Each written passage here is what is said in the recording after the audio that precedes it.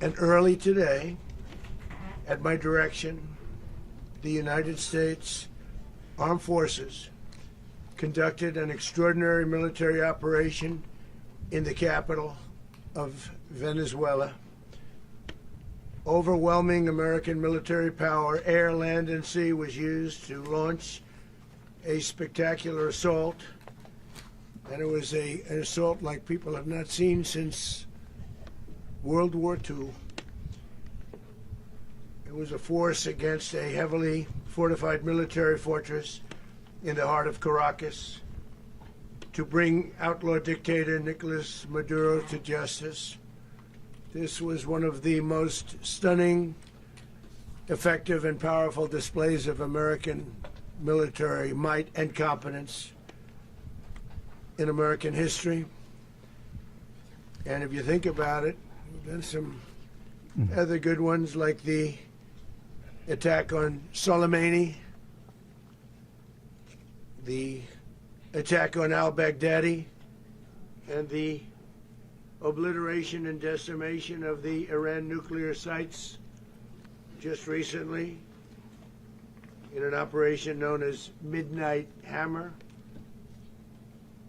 All perfectly executed and done. No nation in the world could achieve what America achieved yesterday, or frankly in just a short period of time. All Venezuelan military capacities were rendered powerless as the men and women of our military, working with U.S. law enforcement, successfully captured Maduro in the dead of night. It was dark. The lights of Caracas were largely turned off due to a certain expertise that we have. It was dark and it was deadly.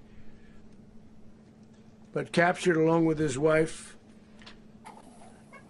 Celia Flores, both of whom now face American justice. Maduro and Flores have been indicted in the Southern District of New York, it's Jay Clayton, for their campaign of deadly narco-terrorism against the United States and its citizens.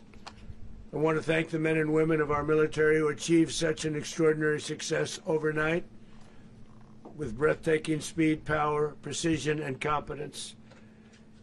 You rarely see anything like it. You've seen some raids in this country that didn't go so well. They were an embarrassment. If you look back to Afghanistan, or if you look back to the Jimmy Carter days, they were different days. We're a respected country again, like never before.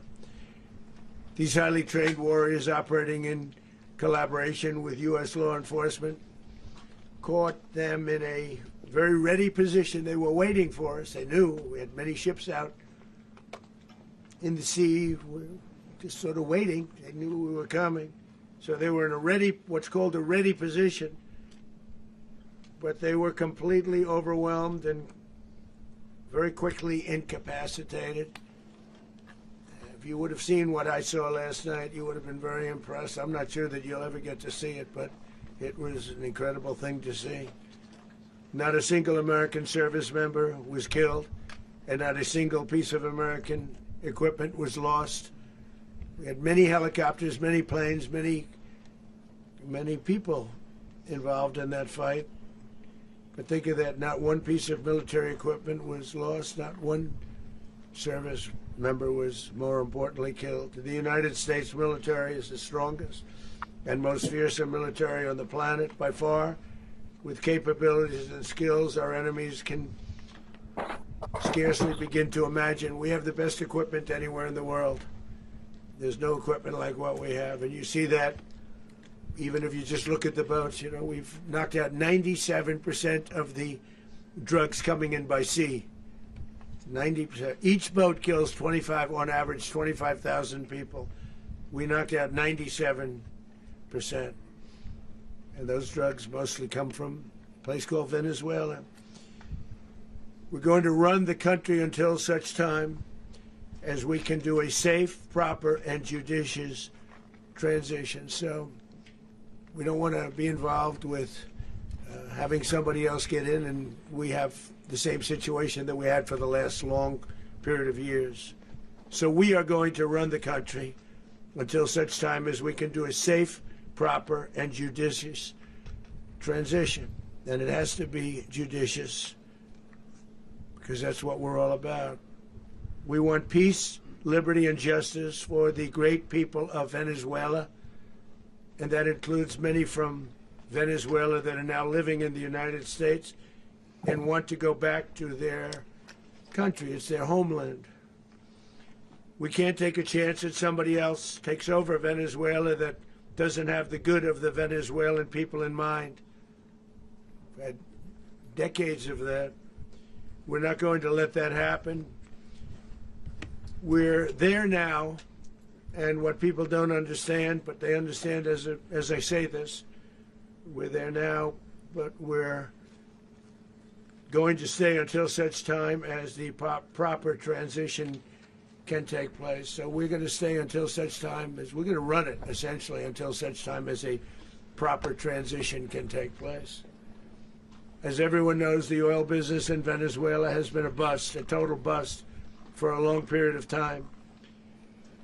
They were pumping almost nothing by comparison to what they could have been pumping and what could have taken place. We're going to have our very large United States oil companies, the biggest anywhere in the world, go in, spend billions of dollars, fix the badly broken infrastructure, the oil infrastructure, and start making money for the country. And we are ready to stage a second and much larger attack if we need to do so. So we were prepared to do a second wave if we needed to do so. We actually assumed that a second wave would be necessary, but now it's probably not. The first wave, if you'd like to call it that, the first attack was so successful, we probably don't have to do a second, but we're prepared to do a second wave, a much bigger wave, actually. This was pinpoint, but we have a much bigger wave that probably won't have to do. This partnership of Venezuela with the United States of America, a country that everybody wants to be involved with because of what we were able to do and accomplish, will make the people of Venezuela rich, independent, and safe. And it will also make the many, many people from Venezuela that are living in the United States extremely happy. They suffered. They suffered. So much was taken from them. They're not going to suffer anymore. The illegitimate dictator Maduro was the kingpin of a vast criminal network responsible for trafficking colossal amounts of deadly and illicit drugs into the United States. As alleged in the indictment, he personally oversaw the vicious cartel known as Cartel de las Soles, el cartel de los soles, que inundó a nuestro país con este veneno responsable por la muerte de innumerables, un sinnúmero de estadounidenses. Miles de estadounidenses murieron por él. Pronto Maduro y la esposa de él enfrentarán el peso total de la justicia estadounidense en territorio estadounidense. Actualmente están en un buque que va